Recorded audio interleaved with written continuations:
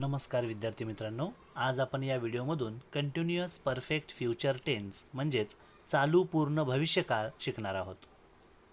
भविष्यकाळात एका विशिष्ट वेळी एखादी क्रिया सुरू झाली असेल आणि ती क्रिया भविष्यात एका विशिष्ट वेळेपर्यंत चालू राहील अशी परिस्थिती दर्शवण्यासाठी प्रामुख्याने या काळाचा वापर केला जातो।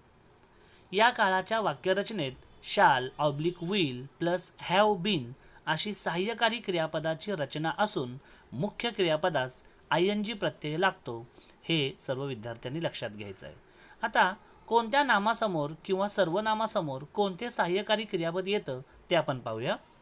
I shall have been, we shall have been, you will have been, you will have been, he will have been, she will have been, it will have been आणि शेवटी दे विल हॅव बीन म्हणजेच I आणि we या दोन सर्वनामांसमोर शाल have been हे सहाय्यकारी क्रियापद येतं हे लक्षात ठेवा।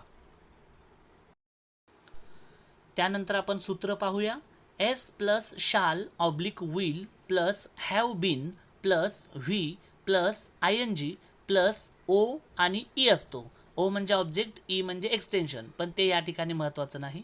महत्त्वाचा आहे तो एस ज्याला आपण सब्जेक्ट म्हणतो, मराठीत कर्ता, जो वाक्याच्या सुरुवातीला येतो। त्यानंतर shall oblique will plus have been हे सहाय्यकारी क्रियापद येतं। त्यानंतर व्ही प्लस आयएनजी म्हणजेच क्रियापदाला आयएनजी प्रत्यय लागतो हे लक्षात ठेवा। याच्यानंतर आपण या सूत्रानुसार वाक्य पाहू। I shall have been playing cricket since morning, मी सकाळपासून क्रिकेट खेळत आलेलो असेल। We shall have been playing cricket since morning, आम्ही सकाळपासून क्रिकेट खेळत आलेलो असू। You will have been playing cricket since morning, तू सकाळपासून क्रिकेट खेळत आलेला असशील। You will have been playing cricket since morning, तुम्ही सकाळपासून क्रिकेट खेळत आलेले असाल।